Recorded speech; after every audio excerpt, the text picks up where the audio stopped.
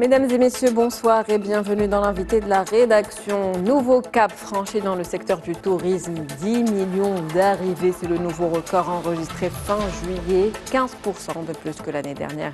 À la même période, l'année 2024 dépasse toutes les attentes. Le Maroc se positionne aujourd'hui comme une destination touristique incontournable. Comment expliquer cet afflux et l'attraction de la destination Maroc ?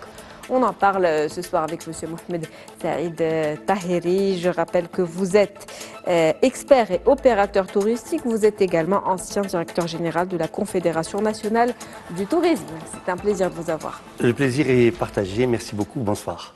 Merci d'avoir accepté notre invitation. Donc, on va parler de ce chiffre, un chiffre record qui n'a jamais été atteint jusque-là, 10 millions d'arrivées touristiques. Expliquer comment cette performance, en tout cas, cette bonne performance, est-ce que c'est des chiffres qui dépassent les attentes ? Écoutez, nous avons les moyens, nous avons toujours cru en la destination Maroc. Nous avons toujours pensé que nous avions les moyens d'atteindre ces chiffres-là. Moi, personnellement, je pensais qu'effectivement, nous pouvions les atteindre déjà en 2024, déjà atteindre les objectifs fixés par rapport à la feuille de route 2026. Je pense que nous pouvions les atteindre effectivement dès 2025 parce que effectivement le Maroc regorge d'atouts touristiques pas encore suffisamment exploités, mais nous avons effectivement un potentiel qui est juste énorme. 10 millions d'arrivées à fin juillet, c'est formidable. Nous sommes des gens heureux. Je peux vous l'annoncer, nous les professionnels du secteur. Nous avons effectivement une augmentation sensible au niveau des nuitées qui ont également augmenté de pratiquement 12,9%. Nous avons également des recettes touristiques qui ont atteint un chiffre record. Nous sommes déjà à peu près à 60 milliards de dirhams de recettes en devises, mais c'est une performance qui s'inscrit dans le cadre d'une dynamique que nous avions déjà constatée en 2023, puisque pour la première fois de l'histoire de notre secteur, nous avons atteint plus de 105 milliards de dirhams de recettes en devises. Pour la première fois, nous avions franchi ce cap, effectivement, de 100 milliards de dirhams. Nous étions déjà à 14,5 millions d'arrivées touristiques, donc nous étions déjà dans une très belle dynamique qui n'est pas le fruit du hasard, ce n'est pas arrivé par hasard. Il y a eu un travail formidable qui a été fait aussi bien par les autorités, par l'Office national marocain du tourisme, que par les professionnels représentés par la Confédération nationale du tourisme. Nous avons pris notre bâton du pèlerin, nous avons été ensemble chercher des clients dans les différents salons, dans les différents marchés. Nous avons démontré que la destination Maroc est une destination qui est safe. Nous avons vécu une année qui est difficile après Covid, mais il y a eu un travail pendant cette période.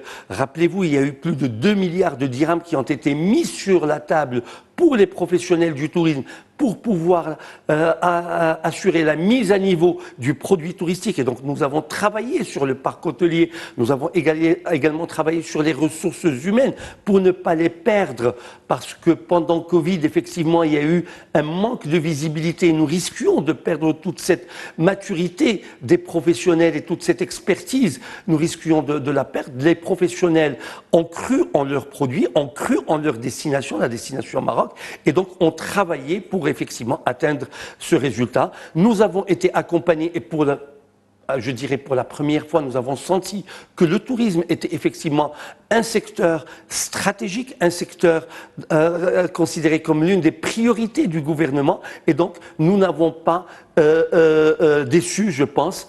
Nous avons travaillé pour pouvoir atteindre ces chiffres et pour pouvoir employer pratiquement ces 600 000 personnes qui travaillent de manière directe et 4 fois plus de manière indirecte dans le secteur du tourisme. Absolument, vous l'avez dit, des chiffres qui ne sont pas dus au hasard. Le tourisme qui a toujours été un secteur, en tout cas, qui faisait partie des priorités de l'État, qui a accompagné justement les professionnels pendant la crise. Comme vous l'avez si bien dit, un travail donc qui a été fait ensemble, une coordination entre les différents acteurs et les institutions touristiques. Comment consolider cette performance et aller encore au-delà, faire mieux, parce qu'on a un potentiel, on le disait tout à l'heure, de 86 millions de touristes qu'on pourrait atteindre en travaillant. Déjà, il y a une feuille de route qui existe, une feuille de route à l'horizon 2026, 2030. Nous avons énormément de projets qui sont là. Rappelez-vous, il y a l'organisation de la Coupe du Monde qui nous attend et qui est un projet important. Il y a également un travail qui est fait sur l'activité MICE, Meeting, Incentive, Congress and Events, tout ce qui est organisation d'événements. Il y a un travail de fond pour pouvoir assurer la promotion du secteur et la promotion digitale. Et là, je salue les équipes de l'ONMT qui font un travail extraordinaire avec le peu de moyens, qu'ils ont, parce qu'il y a une passion commune que nous partageons. Et à la fin, c'est le Maroc qui gagne, c'est le team Maroc, c'est la destination Maroc qui arrive à s'afficher, à se présenter. Aujourd'hui, nous sommes la première destination africaine en termes d'arrivée touristique. Nous sommes l'une des premières destinations du bassin méditerranéen et nous pouvons faire davantage parce que nous avons également, au-delà des marchés actuels, qui sont nos principaux marchés aujourd'hui, c'est la France et l'Espagne. Mais nous avons également des possibilités sur d'autres marchés, des marchés européens, mais également des marchés un peu plus lointains. Nous avons l'Inde, qui est un marché extraordinaire qu'il va falloir développer davantage. Nous avons l'Amérique latine. Je me félicite de l'ouverture prochaine d'un bureau de l'Office national marocain du tourisme en Amérique du Nord. Tout cela est très important. Il va falloir développer davantage l'aérien, faciliter l'accessibilité aérienne. Vous savez... Justement, vous parlez d'aérien. Il y a ces dernières années, en tout cas cette année en particulier, il y a eu beaucoup de nouvelles liaisons aériennes qui ont été créées, que ce soit en interne ou vis-à-vis du marché, on va dire, au niveau international. Et ça a dû contribuer à cette dynamique qu'on observe aujourd'hui. Il est clair qu'on ne peut pas développer le tourisme si on ne développe pas l'aérien, si on n'a pas également une compagnie nationale forte. Aujourd'hui, la Royal Air Maroc se renforce davantage. Air Arabia fait également un travail formidable pour le développement de la destination. Mais il n'y a pas que ça. Il y a un travail formidable avec les équipes de l'ONMT et la Confédération nationale du tourisme pour aller chercher des compagnies aériennes, pour ouvrir des lignes aériennes de point à point, parce que le Maroc mérite une meilleure accessibilité que celle que nous avions jusque-là il y a quelques années.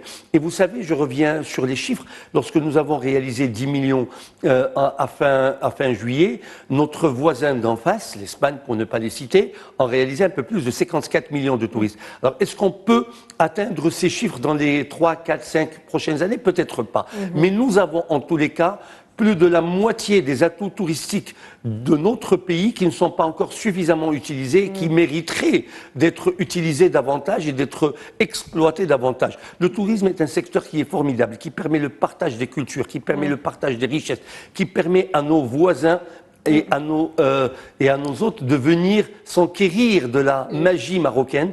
Et le fait de leur offrir cette expérience de vie dans d'excellentes conditions est quelque chose de formidable. Une expérience de vie dans d'excellentes conditions. Je reprends également la phrase que vous avez dit tout à l'heure, que j'ai bien aimé, la team Maroc qui gagne. Tout à fait. Effectivement, c'est ce qu'on est en train d'observer, en tout cas aujourd'hui, sur le terrain. Vous avez parlé de l'Espagne, donc de marchés concurrents. Qu'est-ce qu'on peut dire de l'offre marocaine? Comment se différencie-t-elle aujourd'hui des pays concurrents et quelle est sa particularité? Écoutez, chaque pays a ses attributs, a ses avantages.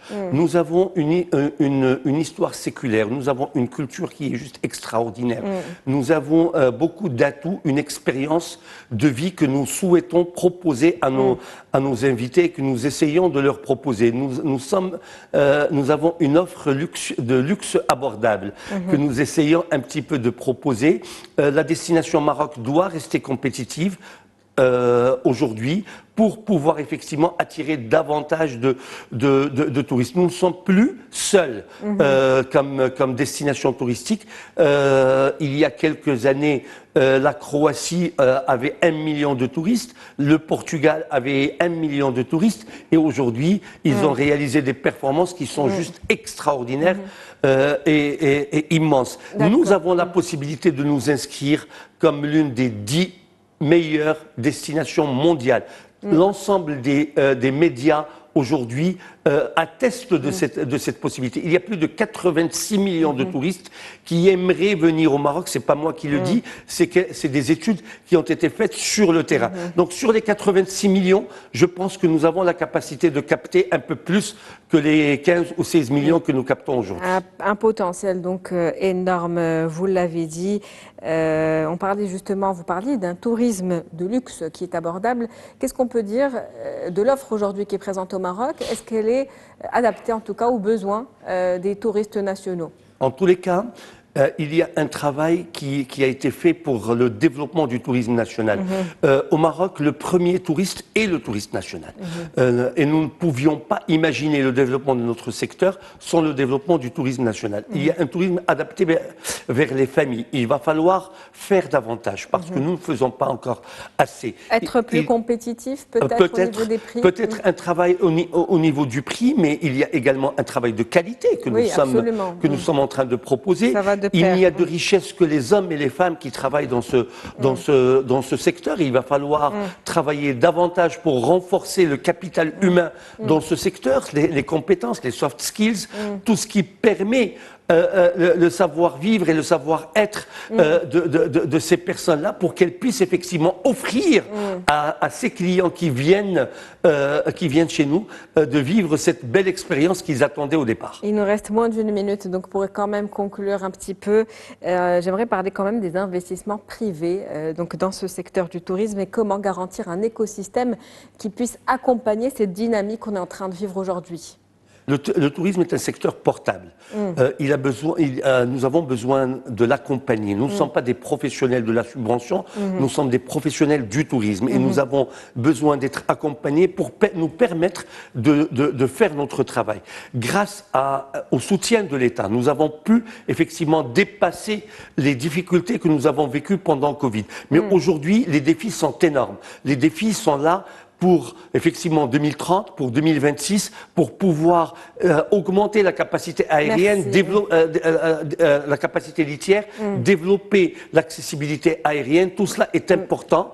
Et donc il va falloir que les banques, que l'État, que le secteur privé fasse davantage pour ce secteur qui est juste un secteur porteur qui s'inscrit dans une dynamique vertueuse pour l'économie nationale. Un potentiel énorme, on l'a bien compris.